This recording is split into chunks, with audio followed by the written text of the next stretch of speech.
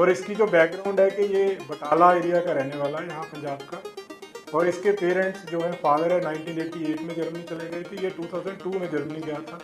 वहाँ से जब कन्विक्शन हुई उसके बाद यहाँ आके इसकी जो एक्टिविटीज़ थी अभी इंटरनेशनल, क्योंकि ये बहुत बड़े इंटरनेशनल ड्रग रैकेट का पार्ट है, यहाँ पे भी ये कोशिश कर रहा था इसी तरह का एक नेटवर्क इस्टेब्लिश करने का।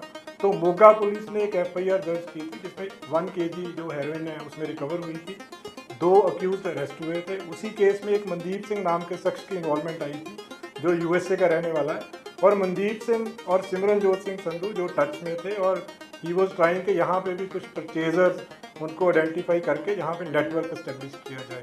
तो बहुत बड़ी अचीवमेंट है मोगा पुलिस की, पंजाब पुलिस की, in collaboration with central agencies. तो अभी फर्दर जो है इसका प्रोसीजर पूरा करके इस केस में, जिस केस में जर्मनी में वांटेड है, तो जर्मनी जो एजेंसीज है इसको लेके जाएंगी इंडिया से।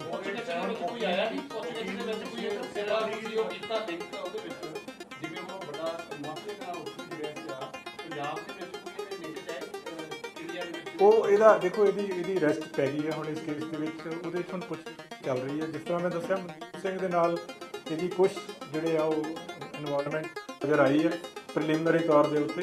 ਫਰਦਰ ਇਨਵੈਸਟੀਗੇਸ਼ਨ ਹੋਏਗੀ, ਹੋਰ ਵੀ ਪਤਾ ਲੱਗੇਗਾ, ਕਿਉਂਕਿ ਇਹ ਇੱਕ ਜਿਸ ਤਰ੍ਹਾਂ ਦਾ ਉੱਥੇ ਨੈਟਵਰਕ ਸੀਗਾ ਉਹ ਬੜਾ ਵੱਡਾ ਨੈਟਵਰਕ ਸੀਗਾ ਜਿਹਦੇ ਵਿੱਚ ਬਹੁਤ ਸਾਰੇ ਬੰਦੇ ਇਨਵੋਲਵ ਸੀਗੇ। ਬਹੁਤ ਵਾਰੀ ਇਹ ਬੇਸਿਕਲੀ ਪਹਿਲਾਂ ਇਹ ਟੈਕਸੀ ਚਲਾਉਂਦਾ ਸੀ, तो टैक्सी तो फिर हौली हौली ये ट्रांसपोर्टेशन, फिर ड्रग्स की ट्रांसपोर्टेशन करने लग गया, उस नैटवर्क का पार्ट बन गया। सो सिमिलर नैटवर्क जो लगता है जी मंशा सी भी इतने भी इस्टैबलिश किया जाए। ये 487 kg कोकीन, हाँ कोकीन 487 किलो जर्मनी फड़ी गई थी, फिर 60 किलो मैरिजुआना इसके पास से 487 kg कोकीन और 66 kg मैरिजुआना जर्मनी में पकड़ा गया था। और उस पर एफआईआर जो है under section 29 narcotic drugs act है उनका, उसके तहत इसके खिलाफ केस रजिस्टर था जिसमें इसको कन्विक्शन हुई थी 8 साल की। जर्मनी पुलिस को बिकॉज ये जो पूरा ऑपरेशन है ये पंजाब पुलिस का और सेंट्रल एजेंसीज की, उनकी दोनों की कोऑर्डिनेशन से हुआ है। और जो हमारी सेंट्रल एजेंसीज हैं वो ऑलरेडी एक इसका नेशनल सेंट्रल ब्यूरो होता है हर कंट्री का, एक उसके साथ टच में है।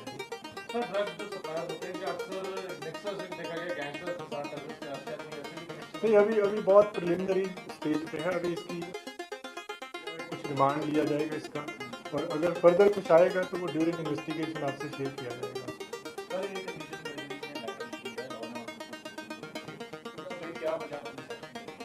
देखो ਉਹਦੇ ਵਿੱਚ सारा साहब के पूरा ध्यान में है, और इस केस में ऑलरेडी जो पूरा इशू है उसके लिए कमेटी ऑलरेडी पंजाब में बनी हुई है जो पूरा इसको सुपरवाइज कर रही है।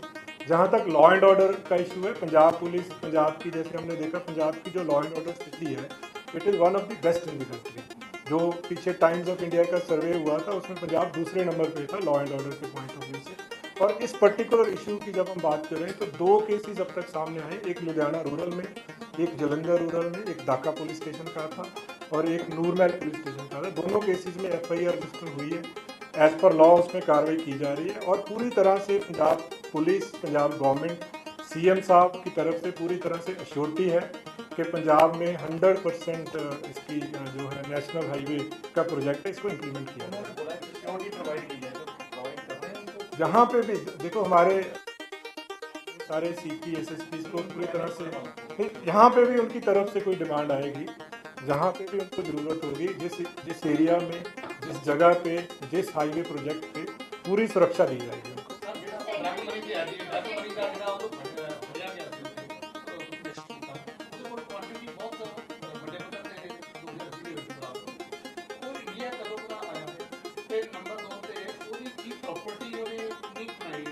देखो ਜਿਹੜਾ ਡਰੱਗ ਮਨੀ ਨਹੀਂ ਹੈ, ਡਰੱਗ ਬਹੁਤ ਸਾਰੀ ਮਾਤਰਾ, ਵੱਡੀ ਮਾਤਰਾ ਦੇ ਵਿੱਚ ਉਹਦੇ ਕੋਲ ਡਰੱਗ ਰਿਕਵਰ ਹੋਈ ਸੀ, ਜਿਹਦੇ ਵਿੱਚ ਮੈਂ ਜਿੱਦਾਂ ਦੱਸਿਆ ਪਹਿਲਾਂ ਕਿ 487 ਕਿਲੋ ਕੋਕੇਨ ਆ ਔਰ 66 ਕਿਲੋ ਮੈਰੀਜੁਆਨਾ ਹੈ ਔਰ 10 ਕਿਲੋ ਹਸ਼ੀਸ਼ ਆ। ਇੰਡੀਆ ਦੇ ਵਿੱਚ ਜੋ ਇਹਦੀ ਹੁਣ ਤੱਕ ਪੁੱਛਗਿੱਛ ਤੋਂ ਆਇਆ ਕਿ ਸਤੰਬਰ 2023 ਦੇ ਵਿੱਚ ਆਇਆ ਸੀਗਾ, ਔਰ ਕਿਉਂਕਿ ਹੋ ਸਕਦਾ ਹੈ ਕੋਈ LOC ਦੀ ਪ੍ਰੋਵੀਜ਼ਨ ਉੱਥੇ ਨਾ ਹੋਵੇ ਤਾਂ ਉੱਥੋਂ ਐਂਟਰ ਕਰ ਗਿਆ ਸੀਗਾ। ਕਾਫੀ ਦੇਰ ਜਦੋਂ ਇਹਨੂੰ ਪਤਾ ਲੱਗਾ ਕਿ ਯੂਰਪੀਅਨ ਜਿਹੜੇ ਵਾਰੰਟਸ ਇਹਦੇ ਖਿਲਾਫ ਇਸ਼ੂ ਹੋਏ ਹੋਏ ਆ, फिर इन्हें पहला गोकू वाला आया, फिर उतों इन्हें दौड़ना शुरू किया। तो करते करते ये करीब आप कह सकते हैं कि 7-8 महीने तो अब्सकॉन्डिंग सी इस केस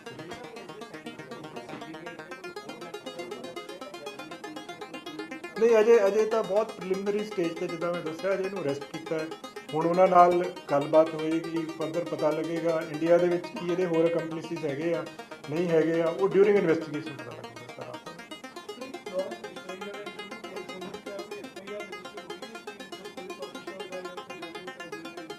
ਨਹੀਂ ਦੇਖੋ, ਉਹ ਕੇਸ ਜਿਹੜਾ ਨਾ ਜੀ, ਮਾਨਯੋਗ ਅਦਾਲਤ ਉਹਨੂੰ ਸੁਪਰਵਾਈਜ਼ ਕਰ ਰਹੀ ਹੈ। ਇਸ ਸਟੇਜ ਤੇ ਟਿੱਪਣੀ ਦੇਣਾ ਵਾਜਬ ਨਹੀਂ ਹੋਊਗਾ ਇਸ ਕੇਸ ਤੇ।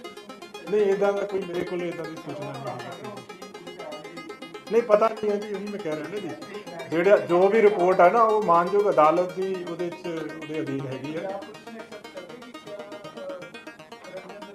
ਨਹੀਂ ਮੈਂ ਉਹੀ ਕਹਿ ਰਿਹਾ, ਇਹਦੇ ਬਾਰੇ ਟਿੱਪਣੀ ਦਿੱਤੀ ਨਹੀਂ ਜਾ ਸਕਦੀ ਜੀ ਜਦੋਂ ਤੱਕ ਦੇਖੋ ਜਿਹੜੀ ਸਿੱਟ ਆ ਨਾ ਉਹ ਮਾਨਯੋਗ ਅਦਾਲਤ ਦੇ ਹੁਕਮਾਂ ਤੇ ਬਣੀ ਸੀਗੀ, ਤਾਂ ਜੋ ਵੀ ਉਧਰ ਫਰਦਰ ਡਾਇਰੈਕਸ਼ਨਸ ਹੋਣਗੇ ਉਹਦੇ ਮੁਤਾਬਕ ਕਾਰਵਾਈ ਕੀਤੀ ਜਾਊਗੀ।